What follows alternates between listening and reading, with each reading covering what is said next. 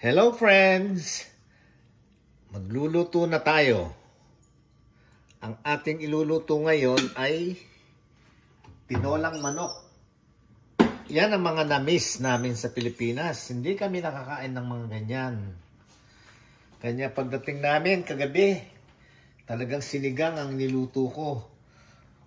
Ngayon naman ito, tinolang manok. Ang sarap ng sabaw.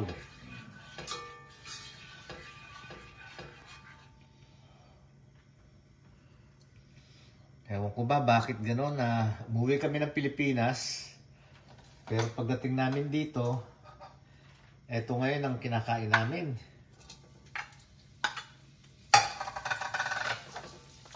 Gigisa muna natin sa luya, bawang, sibuyas.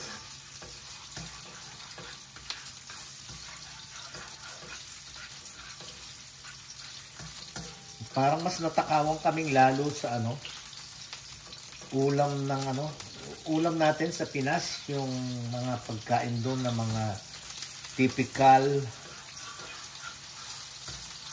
na mga original, hindi namin nakain eh.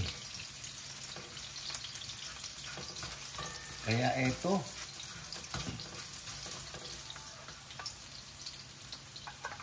yan ang bawang.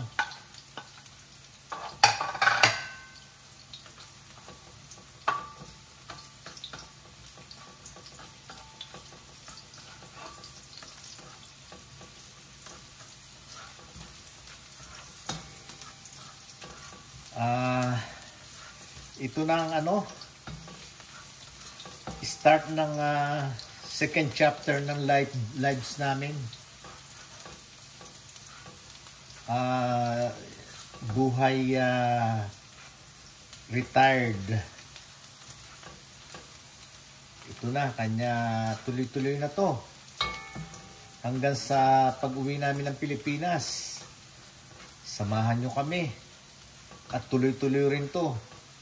Lagi rin tayo magkita-kita kahit sa video. Ito na ang magiging buhay namin pangalawa sa Pilipinas na kami maninirahan. Ayun, yun ang isa sa inasikaso namin. Yun ang main purpose ng uwi namin para doon sa bahay. Which is, ayun na, ini-start na ang pag-build ng bahay at na i-consider na rin yung mga gusto namin, likes and dislikes. Kaya ayun, at medyo tinatanaw na. Ang sabi sa amin mga siguro mga February, March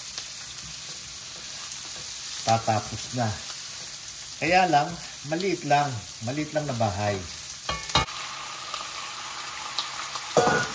Manok at atin lang igigisa. Kasi naman dadalawa na lang kami.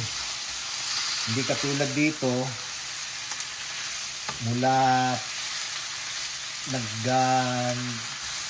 nag-asawa kami, nagkaroon kaming dalawang anak. Malalaking bahay naman ang tinira namin dito. 5 bedrooms, 4 bedrooms with loft. Kanyang sa Pilipinas, ang mangyayari, dalawa lang kami. Dahil yung dalawang anak namin ayaw doon. Gusto nila bakasyon lang. Umuwi sila doon, nagbabakasyon sila. Pero to stay there for good, no. Ayaw nila, nandito ang buhay nila eh. Mga dito na sila pinanganak. Nandito na ang buhay nila. Kanya bakasyon lang.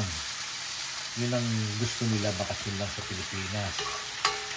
Kanya ang bahay na pinagawa namin doon, maliit lang talaga. 3 bedrooms lang. Para lang pagka yun, uuwi sila, lagyan natin ng patis. Pag uuwi sila, at least meron silang sarili nilang mga kwarto.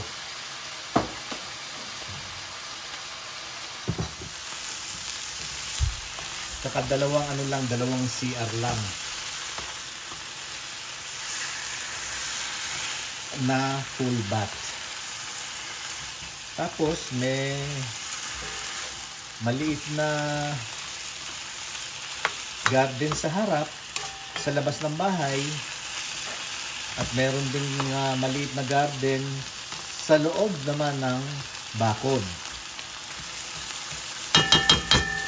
Yun.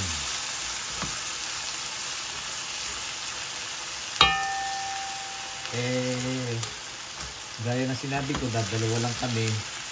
Kanya tama na yung laki ng bahay para sa amin.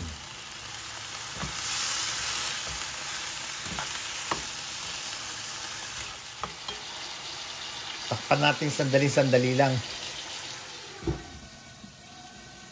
Para lang pumasok yung lasa ng patis sa laman.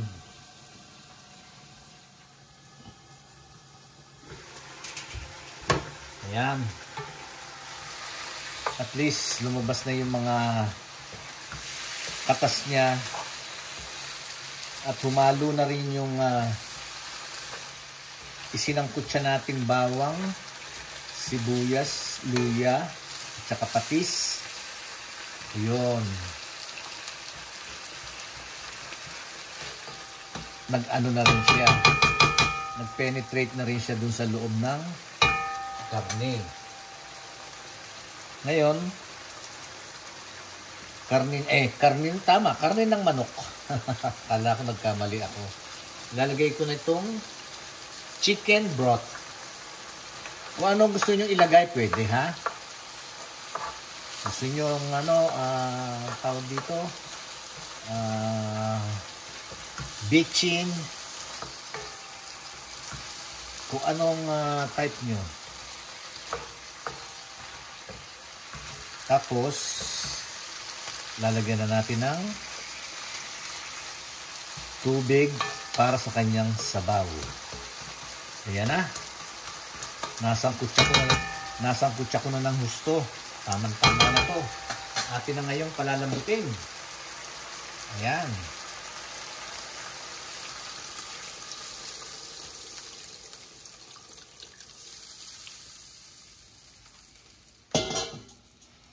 Ayan. Oh. Talagang namis namin to. Namis ko to.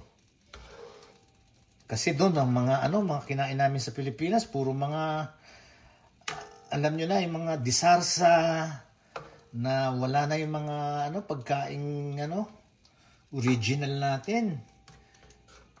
Kanya ayun. Susunod naman pagluluto ko, iniisip ko magluto ng pati yung ampalaya na may maliliit na karne-karne. Tatakpan ko muna ha. Ito guys, chicken na natin. Ako. Ang bango. Ayan. Oh my. Titikman natin ngayon ha kung tama na ang alat.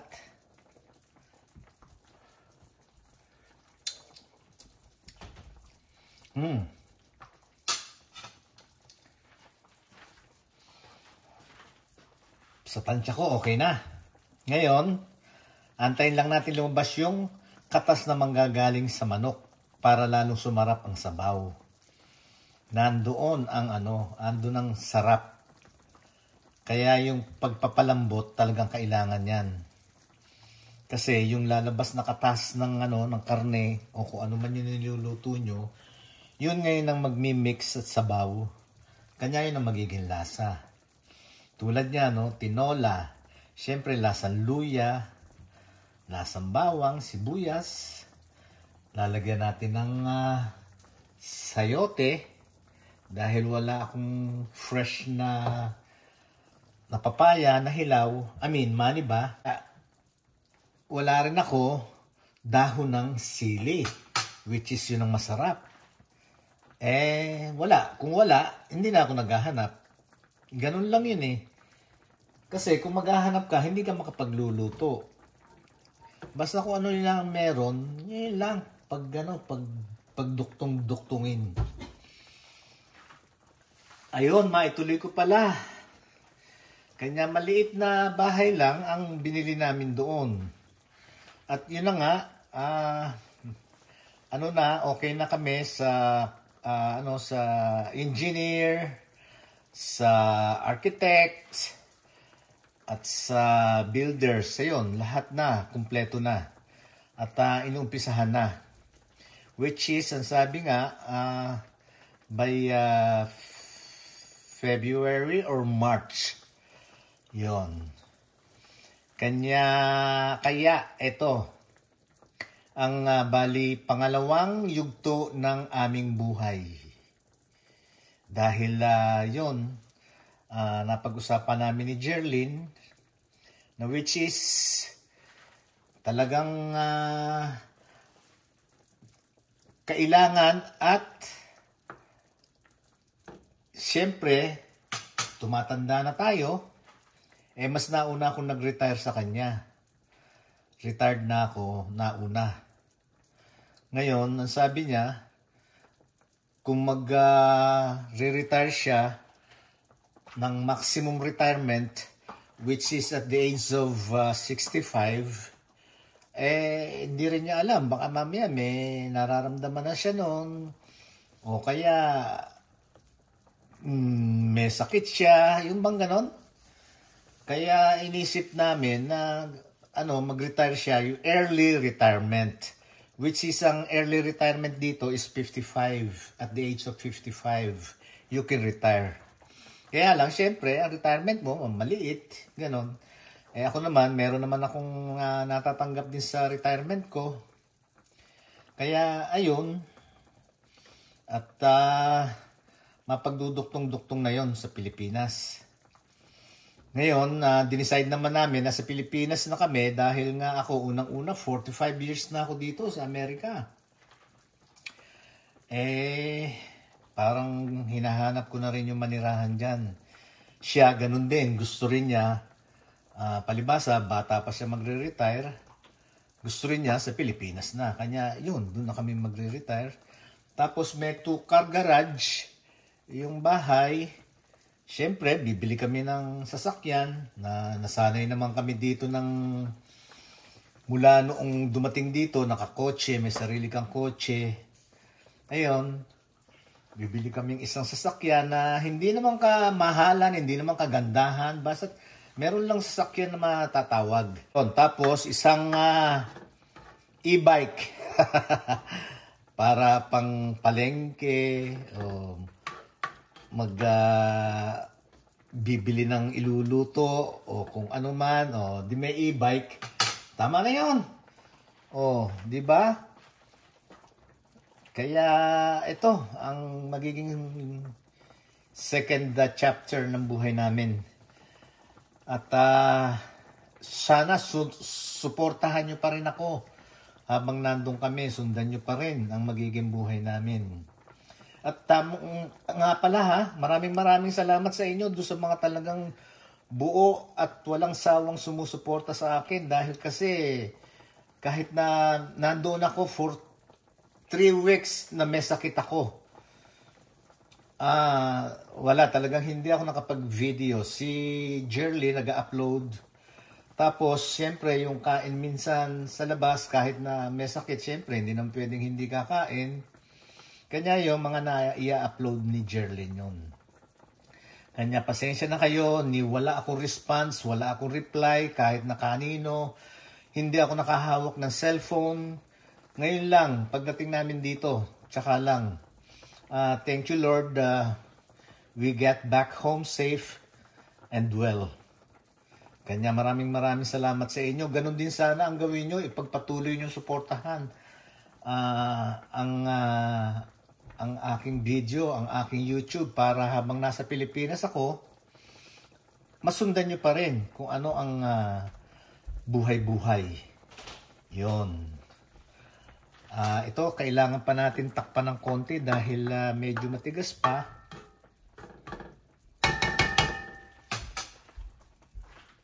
At ating ipa-final lang lasa. Okay. Okay, friends. Chicken natin ulit. Ito. Oh. Bango. Ayun. Okay na ang lambot. Pati ang ating gizzard. Ano to? Yung balon-balunan. Ayan. Malambot na rin. Pwede na. At final natin ang lasa. Wow! Lasang gusto nyo, ha? Hindi yung lasang gusto ko. Iba-iba tayo ng panlasa. Okay? So, para sa akin, okay na lahat. Lambot, lasa. So, ihuhulog ko na ngayon itong sayote. Okay? Ayan. Ayan. Naku, ang sarap nito. Gaya na sinabi ko sa inyo, wala akong dahon sili, wala akong spinach.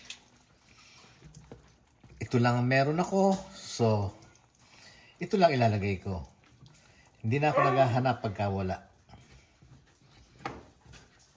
Ayan. Diba? Atin ngayon pakukuluin at lulutuin ng ating sayote. At pagkaluto ng sayote, pwede na. Kakain na. Alam nyo, masarap na sausawan dito. Patis at kalamansi. Wow! That's my fave. Yun, patis at kalamansi. Atin ang takpang muli at ating babalikan. So guys, check it out. Oh! Wow!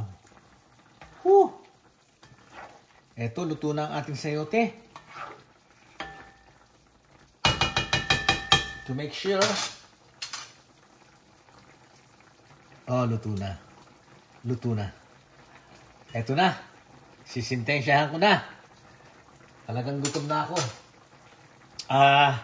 Eto, maraming salamat sa inyo, mga friends. At sa walang sawang suporta at panunood. Sana tuloy-tuloy nyo akong suportahan kahit na nasa Pilipinas na kami. Yung kwento ko, itutuloy ko sa ibang pagkakataon. Ha? Basta't lagi tayong magkakasama-sama, magkakaalaman kung ano ang sitwasyon ng bawat isa. Okay? So, eto na.